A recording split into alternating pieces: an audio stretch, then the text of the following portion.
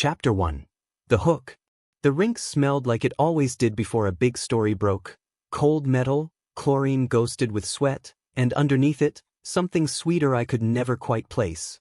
I'd covered enough competitions to know that smell meant somebody's whole life was about to change, on the ice or off it. I didn't know yet that it would be mine. "You've got 20 minutes, Priya had told me that morning, sliding a manila folder across her desk like it was a winning lottery ticket. Voss doesn't do press. 2 years off the circuit and not one interview. You get this, you get your name back. I needed my name back.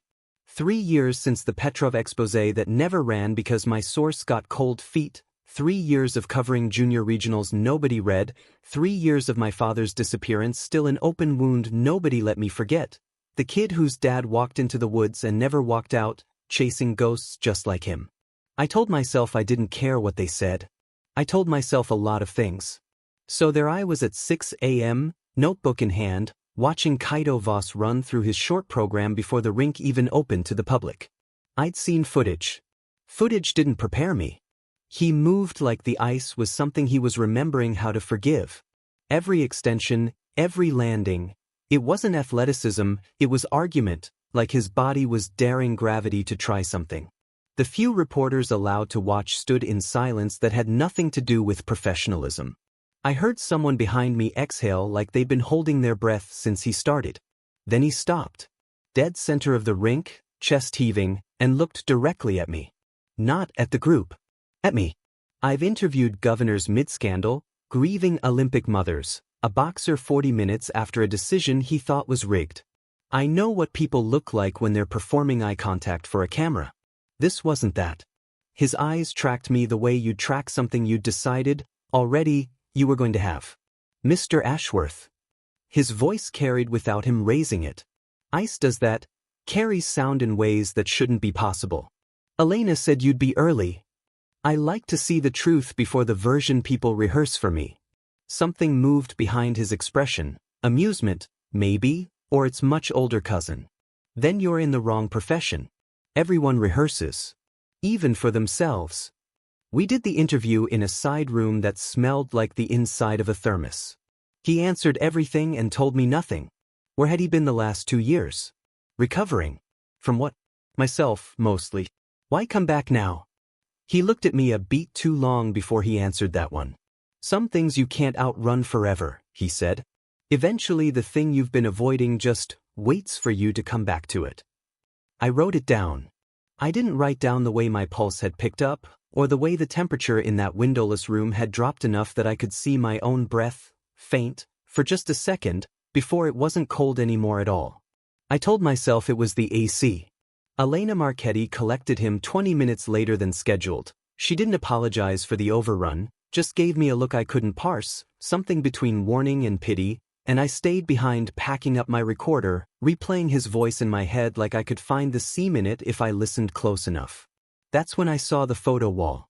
40 years of the rink's history, framed and yellowing along the corridor. I almost walked past it. Almost. But something snagged. A face, mid-frame, 1987, a junior championship photo. A young man with Kaito's exact bone structure, Kaito's exact stillness in front of a camera, labeled in faded typewriter font. Kaito Voss, coach's assistant. 1987. Kaito would have to be pushing 70 now for that math to work, and he looked, generously, 28. I told myself it was a relative. A grandfather, an uncle, some cruel genetic joke. I told myself that all the way to my car, all the way home, while I typed up notes that read like a normal profile of a normal, gifted, guarded man. I didn't tell myself anything. 3 nights later, when Sasha Petrov, Kaito's biggest rival, a kid built like carved granite the season before, nearly collapsed mid-routine at practice, so gray and hollowed out that the trainers carried him off on a stretcher, murmuring about exhaustion, about stress, about anything that wasn't the truth staring them in the face. I was standing at the boards when they wheeled him past. His eyes found mine for 1 second, wide, terrified, lucid in a way exhaustion never looks. "Ask him," Sasha whispered, voice cracked to nothing, "what he takes." Then the doors swung shut, and across the ice, alone under the lights, Kaito Voss was watching me again, And this time, he wasn't hiding that he'd heard every word. Chapter 2. Collision. I didn't sleep that night. I lay in the dark replaying Sasha's voice, ask him what he takes, until the words lost their shape and became just sound, just fear with syllables attached. By morning I'd decided two things. I wasn't going to write a puff piece, and I wasn't going to pretend I hadn't heard what I heard. Marcus found me at the kitchen table surrounded by printouts, old competition rosters, injury reports, a decade of skaters who'd retired abruptly and never resurfaced in any capacity, not coaching, not commentary, not so much as a LinkedIn update. He picked up the 1987 photo I'd snapped on my phone and zoomed pointlessly. "Okay, weird uncle," he said. "People have weird uncles. Weird uncles don't make the ice temperature drop when they talk. You said the AC was probably—" "I know what I said." I rubbed my eyes. "I need to talk to him again." Marcus set the phone down like it had gotten heavier. "Rian." Sasha Petrov looked like something drained him. "You want to go ask the guy everyone's scared to say a real sentence about if he's the reason why?" "Yes." He sighed the sigh of a man who'd been losing this argument with me since we were 19. "Then I'm coming to the rink." He didn't. Kaito's people made sure of that, funneling me alone into the same windowless room, except this time Kaito was already sitting when I walked in, ankles crossed, a stillness to him that felt less like calm and more like something coiled and patient. "You have questions that aren't about my technical score," he said, before I'd even sat down. "Sasha Petrov said something to me before they took him out on a stretcher. Something flickered, there and gone, fast enough that if I hadn't been watching for it, I'd have missed it entirely. Sasha's been overtraining. It happens this close to worlds. He said to ask you what you take." The silence that followed had weight to it. I've sat across from liars my whole career. I know the silence of someone constructing a sentence. This wasn't that. This was the silence of someone deciding whether I was worth the truth or worth disposing of, and for one cold, electric second I genuinely didn't know which way it would go. "You should be more careful what you chase, Mr. Ashworth." "Is that a threat?" "It's an observation." He leaned forward, and up close his eyes weren't quite the color I'd catalogued in my notes. Not brown, something closer to amber lit from behind. "You have the look of a man who runs toward disappearances instead of away from them. I imagine that's cost you before." It landed like a blade between my ribs, precise and unearned and completely correct. I hadn't told him about my father. I hadn't told anyone outside 3 people in the world. "How do you know that?" "I read people the way you read a program before it airs," he said, "too smooth, too fast. Occupational habit." I wanted to believe that. I wanted it so badly it scared me more than anything else that had happened in that room. "Sasha's scared of you," I said instead. "Actually scared. Not press scared. Not rival scared." "Sasha," Kaito said, and something ancient moved under the words, "made a bargain he didn't fully understand the terms of. That's the oldest story there is. It has nothing to do with me hurting him on purpose." He stood, and the temperature, I swear to God, the temperature dropped a full, visible degree, my breath fogging for one heartbeat before evening back out. "I would never hurt you, Rian." It was the first time he'd used my first name. It landed somewhere low and warm in my chest that had no business being warm, given everything my brain was screaming at me in that exact moment. "That's not really reassuring," I said, "from a man I've just accused of hurting someone else." "No," he agreed quiet. "It shouldn't be. And yet." He left before I could unpack, and yet. I sat in that room another 10 minutes, notebook blank, pulse doing something it had no right to do around a man I was actively investigating for what was starting to look, unmistakably, like assault.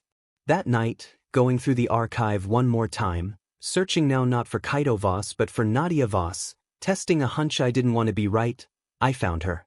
1962 exhibition program, a young woman credited as K. Voss's aunt, visiting coach, standing rinkside in a photograph so clear I could see the exact curve of a jaw I'd been staring at for 2 days straight. Same bone structure. Same stillness in front of the lens. Same amber eyes, catching the flashbulb like something behind them was lit from within.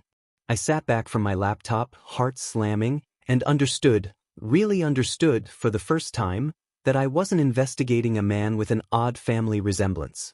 I was investigating something that had been wearing this same face, this same name, for over 60 years. And it had just told me it would never hurt me. Chapter 3, Growing Tension.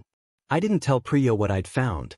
I didn't tell Marcus either, not the whole of it. Some truths feel dangerous just spoken aloud, like naming them gives them more room to be real. Instead, I did what I always do when the story gets too big for me to hold alone. I went looking for someone who'd survived it. Dmitry Orlov had retired from skating in 1994 under circumstances the archives described, unhelpfully, as personal. He ran a skate shop now in a strip mall 40 minutes outside the city, and when I said Kaito Voss's name to him over the counter, his hands went still on the blade he was sharpening. "Close the door," he said. He didn't ask why I wanted to know. That, more than anything, told me I was right to be afraid. "He was already skating when I was a boy," Dmitry said, not looking up from the skate in his hands. "My coach knew his coach. There were always stories. A Voss who trained here in the 60s, a Voss in the 80s, always young, always brilliant, always gone before anyone got too close. I thought it was just a good name. Good bloodlines. Then I got close enough to him myself." He set the blade down, and I saw, for the first time, the way his hand trembled, a tremor with no obvious cause. I loved him for 8 months. The best 8 months of my life. And by the end of them I couldn't climb a flight of stairs without my heart trying to give out. "What did he do to you?" "Nothing," Dmitry said. "That's the horror of it. He never raised a hand. Just a little every day, so slow you don't feel the difference until you're standing in a shop you can't afford to run anymore because you don't have it in you to stand for 8 hours straight." He looked at me then, and there was no anger in his face, only a terrible, exhausted tenderness. "He let me go before it killed me. That's more than he's done for some of the others. You should thank whatever's kept you talking to him this long and still walking." I left with more questions than I'd arrived with and a business card he pressed into my hand, Elena Marchetti's, underlined twice. "She knows everything," he said. "She's known longer than I've been alive. Ask her why she still works for him." I didn't get the chance right away. 2 days later, back at the rink under the pretense of a follow-up interview, I watched Kaito run his long program from the boards, and for 4 unbroken minutes I forgot every single thing Dmitry had told me, because watching him move was like watching grief turn into something that had decided, against all odds, to be beautiful instead. He found me afterward at the vending machines, toweling off, breathing hard in a way that looked almost human. "You went to see Dmitry," he said. "Not a question. You have someone watching me?" "I have instincts, Rian. Old ones." He studied me, and for a moment something almost like grief moved behind his eyes. "What did he tell you?" "That you took 8 months of his life and called it love." Kaito didn't flinch. That was the worst part. He didn't flinch, and he didn't lie. "I did," he said. "I'm not going to insult you by pretending otherwise. I've done that more times than I can make myself count. It's the only way I've survived. And me." My voice came out rougher than I meant it to. "Is that what this is? Some slow harvest, and I'm too flattered by the attention to notice I'm being eaten alive." "If I wanted a slow harvest," he said quiet, "I would have taken you already. You wouldn't have felt a thing. You'd just wake up a little more tired every morning until one day you didn't wake up at all." He stepped closer, close enough that I could feel the cold radiating off him like winter coming through a cracked window. "I haven't touched you. Not once. Do you understand what that's cost me?" I should have run. Every rational part of me, the part that had watched Sasha carried out on a stretcher, the part that had listened to Dmitry's hands shake around a sharpening stone, screamed at me to run. Instead I asked, "Why me?" "I don't know," he said, and for the first time he sounded genuinely frightened, 100 years of composure cracking clean down the middle. "I've asked myself that every day since you walked into that first interview. I don't have an answer that doesn't terrify me." My phone buzzed in my pocket before I could respond. Marks. 3 texts, all caps, arriving in a frantic burst. "Sasha's gone. Like actually gone. Hospital says he discharged himself last night and no one's seen him since. His girlfriend is losing her mind, call me. I looked up from the screen to find Kaito already watching my face, and whatever he saw there made something close and hardened behind his eyes. Not guilt, exactly. Calculation. The look of a man doing math he didn't want to do out loud. That isn't me, he said before I even asked. I promise you, Rian, whatever's happened to Sasha, that isn't my doing. Then whose is it? The rink's side door opened before he could answer, and a woman I'd never seen before stepped through, pale, precise, moving with the exact same unnerving fluidity Kaito had, like she'd been poured from the same mold and only recently cooled. Her eyes went to me first, assessing, dismissive, and then to Kaito, sharp with something like fury. You brought a reporter this close, she said, in a voice that carried the same impossible resonance his did. After everything that's happening with Sasha? Have you lost your mind entirely, or are you just determined to get us both exposed? Kaito's jaw tightened. Yuki, this isn't the place. No, she agreed, eyes cutting back to me with an appraisal that made my skin crawl. It's really not. Not for him especially. Chapter 4. The Midpoint Twist. Yuki circled me like she was pricing something at auction. So this is him, she said, not to me, to Kaito. The one you've been careless for. Careless is a strong word. You brought him within a mile of what happened to Sasha and you want a gentler word?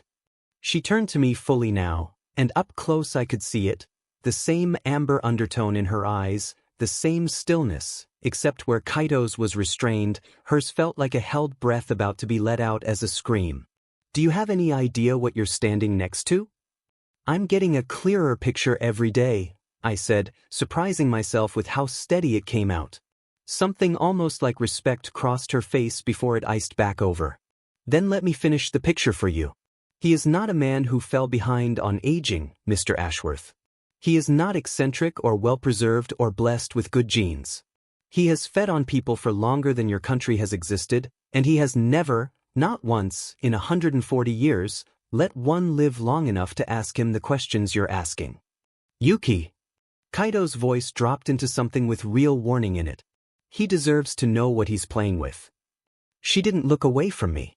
Sasha Petrov is missing because someone got greedy and careless with him, and it wasn't Kaito. Kaito barely touched the boy, a taste, nothing more. But you don't get to 140 years old by pretending the greed doesn't run in the family. Her eyes flicked, deliberately, toward Kaito. Tell him about the others who arranged it. Or should I? There are others, Kaito said, low, like the words cost him something physical to produce. Like us. A handler, someone who finds people willing to be fed on, in exchange for money, or oblivion, or whatever they think they're buying. Sasha made an arrangement with him 8 months ago. Small feedings. Manageable, he thought. His hands, I noticed, had curled into fists. The handler got impatient. Took more than the arrangement allowed. That's why Sasha collapsed. That's very likely why he's gone now, either hiding or already. He didn't finish it. He didn't need to. And you knew this, I said, and you let me walk in here asking about Sasha like it was some private thing between the two of you. I didn't know the extent of it until 3 days ago. For the first time since I'd met him, Kaito looked less like a myth and more like a man cornered by his own history. I've spent a century trying to feed carefully. Slowly. Never enough to end anyone.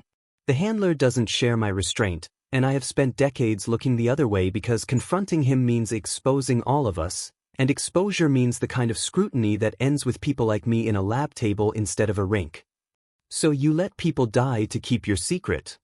I let people I didn't know die, he said, and there was no defense in it, just a terrible flat honesty, to protect the people I did. Until you made me start wanting things I promised myself I'd never want again. Yuki made a small, disgusted sound. Do you hear yourself? This is exactly the attachment that gets us caught. Gets us ended. I did not survive 3 centuries to watch you unravel over a journalist with a martyr complex and an absent father. How does everyone keep knowing things about my father? I snapped, and it came out sharper and more frightened than I meant it to. Yuki's eyes narrowed with something almost like pity.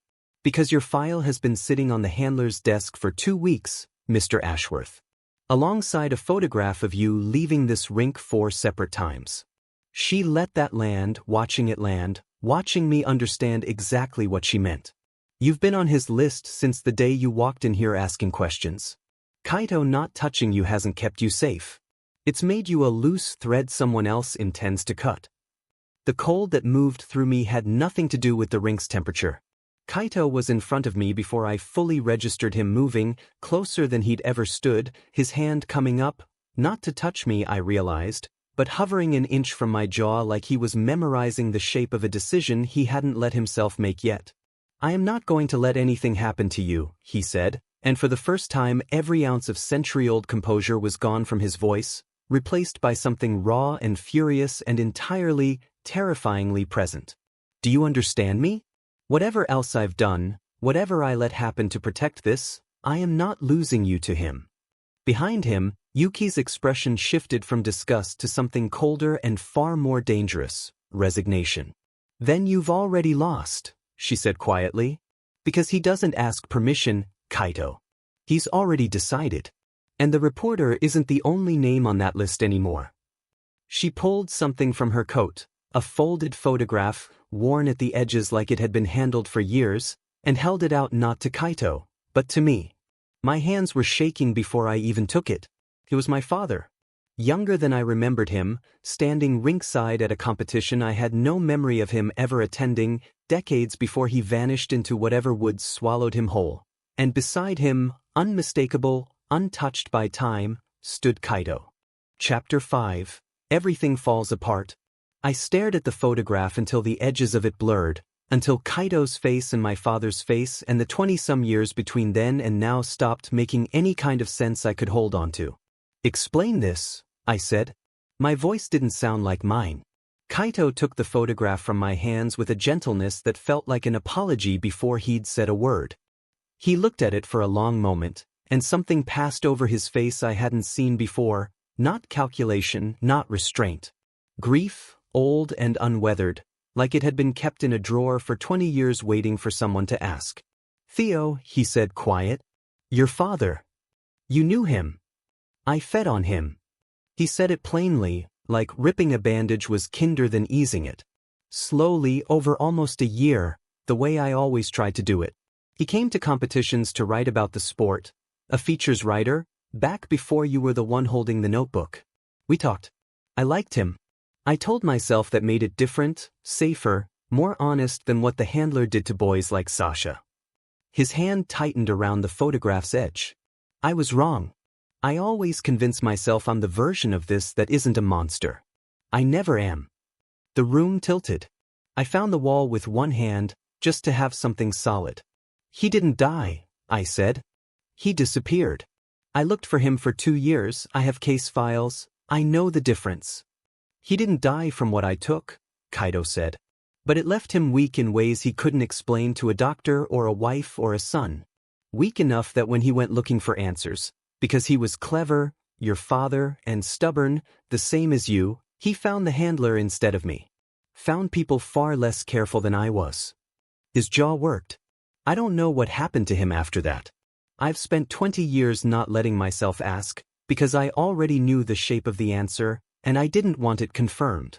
Yuki's voice, from the doorway, was almost gentle now, which was somehow worse than her fury. The handler doesn't let loose ends wander, Mr. Ashworth. He finds the family for insurance. He's already found you. I don't remember deciding to leave. I remember the cold air outside hitting my face like the first honest thing that had touched me all day, and I remember Kaito's voice behind me. Rian, please. And I remember not turning around because if I turned around I was going to either scream at him or let him hold me, and I didn't trust myself to know which one I actually wanted. Marcus found me 2 hours later sitting in my car in our building's parking garage, engine off, hands still shaking. He knew my dad, I said before Marcus could get a word out. He fed on my dad. 20 years ago. And something else, something worse, finished what he started, and I've spent my whole life thinking I inherited some kind of curiosity that killed my father, and it turns out I inherited a target. Marcus didn't say anything for a long moment. Then carefully, Rian, I need you to hear me. You need to walk away from this story. Tonight. We pack a bag, we go to my sister's for 2 weeks, you let Priya run whatever you've got and you let this go. I can't. Because of the story, or because of him? I didn't have an answer that didn't scare me. That night I didn't sleep, and near 4 in the morning my phone lit up with a text from a number I didn't recognize. You have something that belongs to me now. A file. A photograph. A son who asks too many questions, exactly like his father did. Return what you've seen, walk away from Voss, and I have no further interest in you. Don't, and I promise you'll understand very quickly why your father stopped writing. I called Kaito before I'd even thought it through.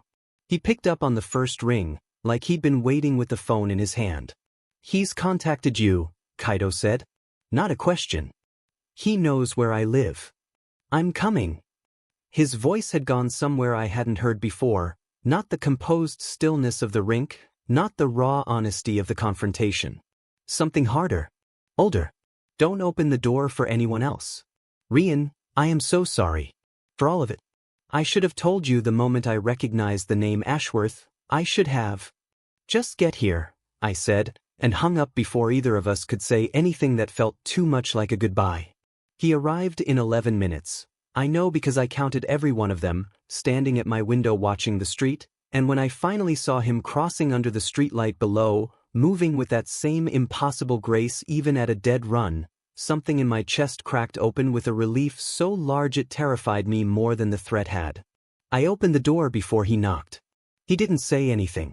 He just looked at me, searching my face for damage, and when he didn't find any his shoulders dropped an inch, like he'd been braced for the worst since the moment I hung up.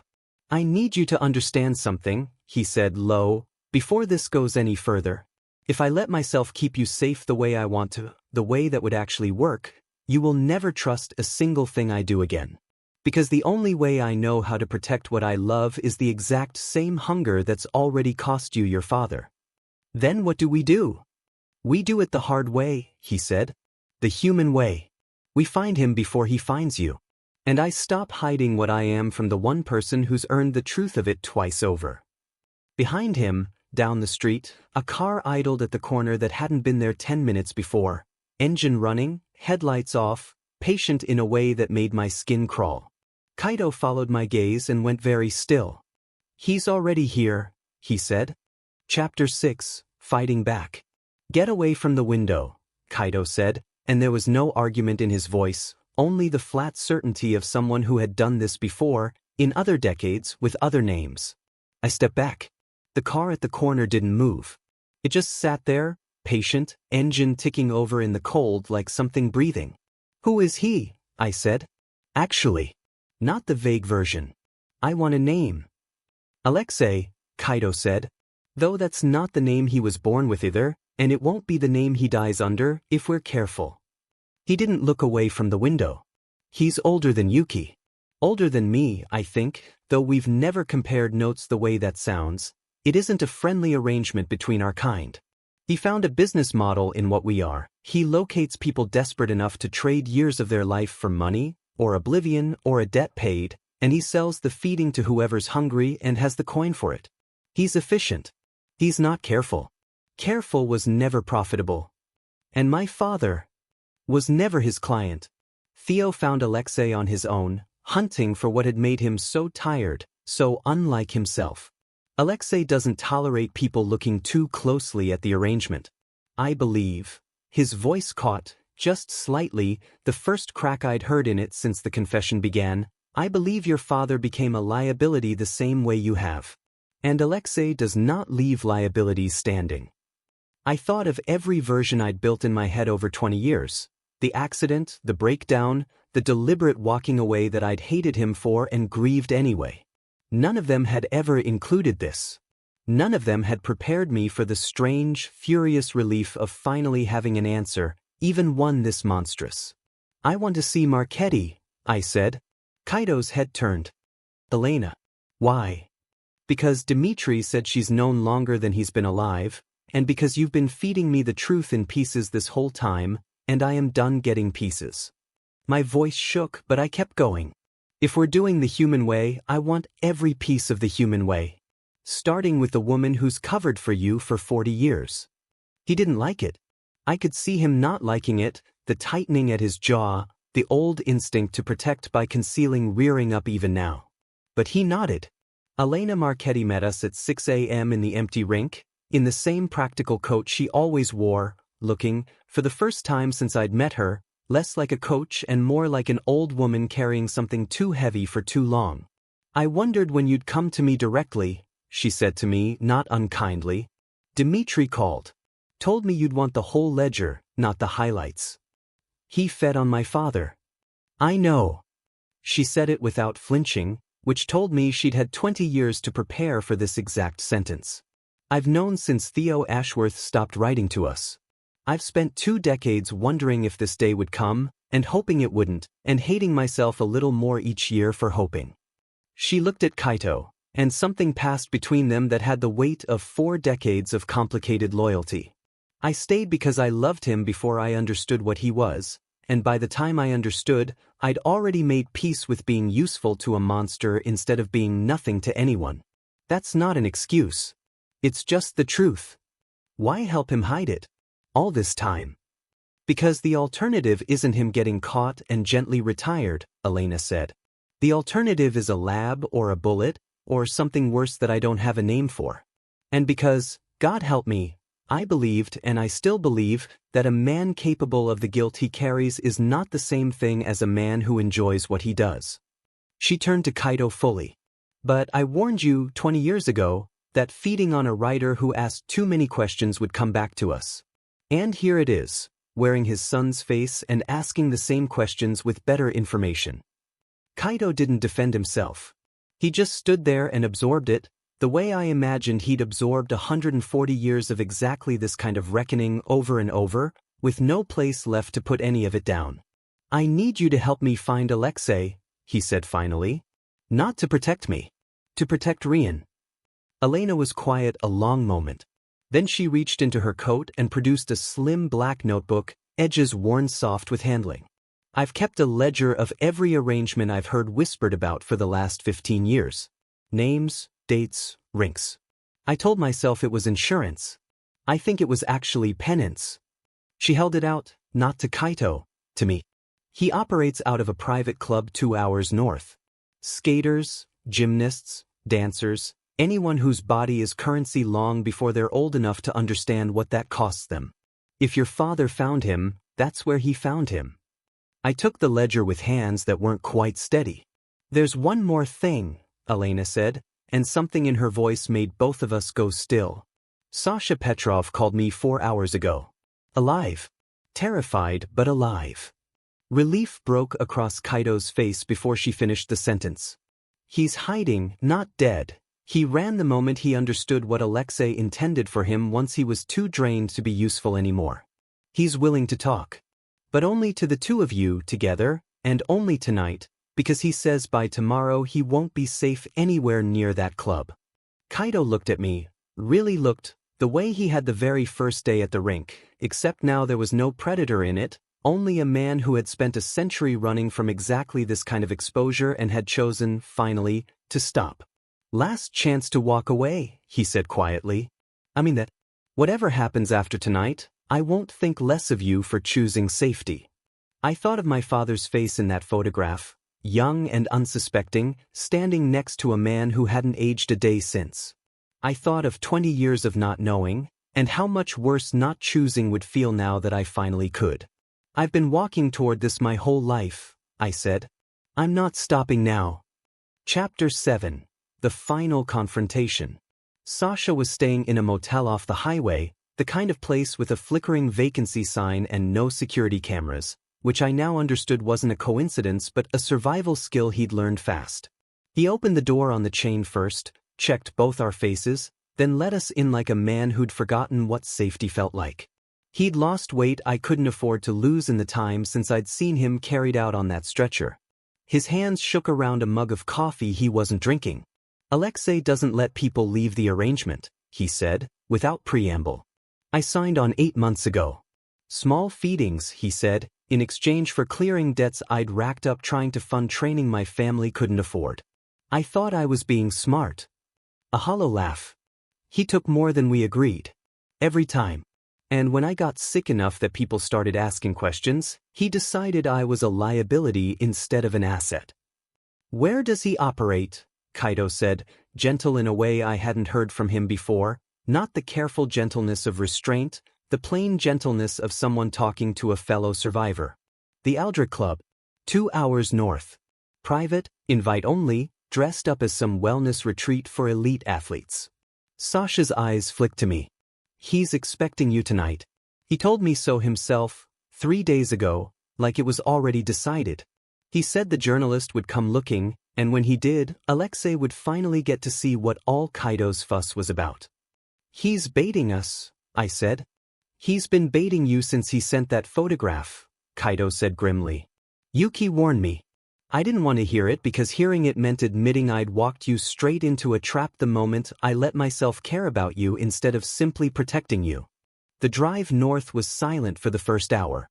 Somewhere past the county line, Kaito's hand found mine on the seat between us, and I let it, because whatever waited at the end of that drive, I wasn't going to spend the last calm minutes we might get pretending I didn't want exactly this. If it comes down to it, Kaito said, eyes on the road, if he forces a choice, you have to let me do whatever I need to do. Even if it looks like something you can't forgive. I'm not interested in you protecting me by becoming him. I'm not asking your permission, he said, quiet. I'm asking you not to hate me for it afterward. The Aldrich Club looked exactly like Sasha described, a converted estate with the hush and gleam of money that didn't want to be photographed. Alexei met us in a study lined with the kind of art that costs more than most people's houses, and up close he had none of Kaito's careful humanity, none of Yuki's cold restraint, just a smooth, unhurried hunger, the look of a man who had never once questioned his own appetite. Kaito Voss, he said, delighted, come to play hero. And Rian Ashworth. You have your father's exact expression. He looked at me the same way, right before the end, like he thought righteousness would be enough to save him. What did you do to him? I said. I gave him what he asked for. Answers. Alexei smiled. He wanted to know what was killing him slowly. I obliged, and then I ensured he wouldn't share what he'd learned. It's not personal, Mr. Ashworth. It's simply how this works. Every ecosystem needs a predator willing to do what the gentler ones won't. You're going to stop, Kaito said, and his voice had dropped into something ancient and terrible, all the careful warmth gone out of it. Tonight. Sasha. The others on your ledger. Rian. All of it ends here. Does it? Alexei's smile didn't move. You've spent a century pretending restraint makes you different from me. It doesn't. It just makes you slower to admit what you are. Take him. He nodded at me, almost companionable. Prove me wrong. Show me the version of us that doesn't end in an appetite winning. I felt Kaito's hand tighten around mine. Not aggressive, protective, a man holding onto the one tether keeping him human. I don't need to prove anything to you, Kaito said. I only need you to stop. What happened next moved too fast for me to fully track.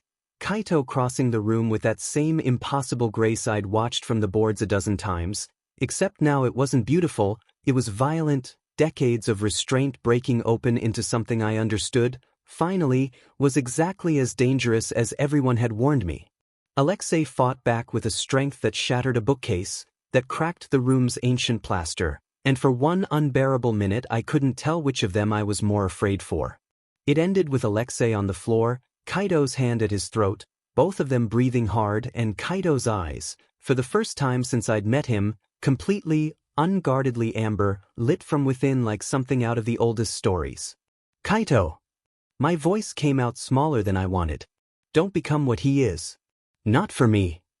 He looked at me over Alexei's prone body, and I watched a century of hunger and a century of guilt fight for the same face. Then slowly he let go. You're not worth my becoming him, Kaito said to Alexei, stepping back, chest heaving. But you are absolutely going to answer to every person whose life you've spent like currency. Starting with the Federation officials Elena's ledger is already on its way to. Alexei's composure finally cracked. You'd expose all of us. Yourself included. I'd rather be exposed as what I am, Kaito said, and looked at me when he said it, then keep being what you've made necessary to survive. Chapter 8.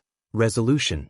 We didn't stay to watch what happened after Elena's ledger reached the right hands, or wrong ones. I heard pieces of it in the weeks that followed, secondhand and cautious. A quiet federal inquiry into the Aldrich Club's finances that would never mention the actual truth, because no report ever could, but that shut its doors within the month all the same. Alexei disappeared the way his kind knew how to disappear, and Kaito told me, with a weariness that suggested he'd seen this exact cycle before, that men like Alexei didn't die so much as relocate, and that Yuki had already offered, coldly, grudgingly, to make sure he relocated somewhere far enough away that it wouldn't be our problem again. Sasha recovered, slowly, the ordinary way. Rest, time, a decision to leave competitive skating that no one begrudged him. He stayed with him through all of it. The last I heard, they'd moved somewhere with a lot less ice and a lot more sun, and I didn't blame him one bit. Elena retired from coaching 2 months after that night, though she still calls Kaito on his birthday, whichever birthday he's decided to claim that decade, and I think some part of her finally let go of 30 years of guilt the moment she handed me that ledger instead of protecting him from it. As for my father, I never got him back. There was no bringing back what Alexei had taken, no undoing 20 years of not knowing.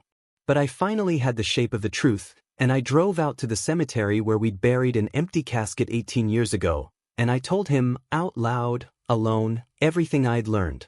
It didn't fix anything. It just meant I could stop carrying the not knowing, and trade it for a grief that finally had an edge to hold on to.